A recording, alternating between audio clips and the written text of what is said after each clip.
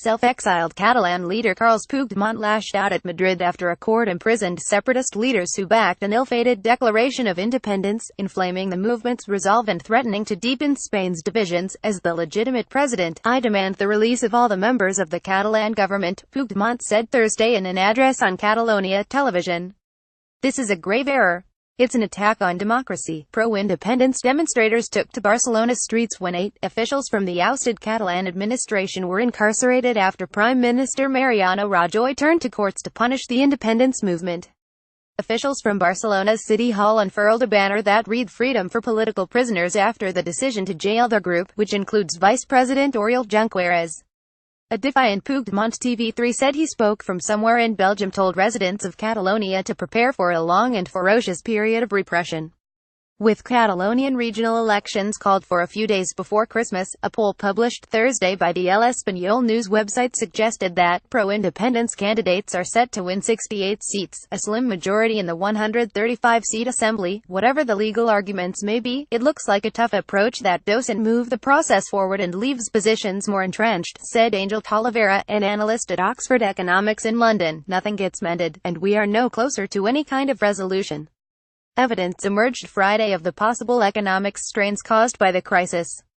Catalonia accounted for more than a quarter of the increase of 56,844 in the number of Spaniards newly registered as unemployed in October. Why Catalonia still fights battle that divided Spain. Quick take: the 6 men and 2 women from the ousted administration who submitted to Madrid's authority were incarcerated because of flight risk pending a trial. Raúl Romeva, the ousted head of foreign affairs for the regional government, and Jordi Torrell, who was regional spokesman, were among the group. All face up to 30 years in prison for sedition and rebellion. I've been jailed for being loyal, do not fear for me, Torrell said on Twitter. He and the others were taken away in police vans. Catalonia's 7.5 million people remain deeply divided over their relationship with Spain. The semi-autonomous government, which controls police, healthcare and schools, will be restored after the December election.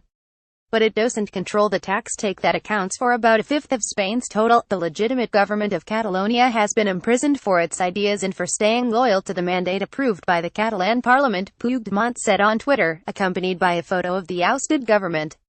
With the dispute now shifting to the Spanish judiciary, Rajoy needs to manage his victory over the rebel region without making political martyrs of the Catalans. It suffices to recall that some of the accused have gone to other countries, eluding penal responsibilities, National Court Judge Carmen Lamela wrote in her ruling Thursday.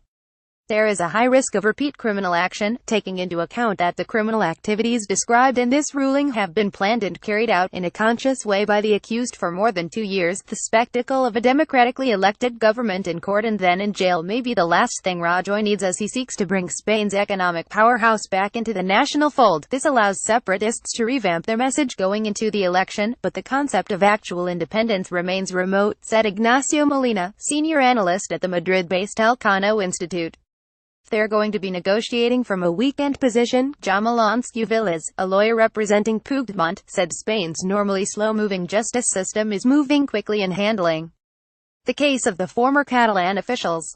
In this case, they've applied a turbo boost, he told broadcaster Antena 3 Friday.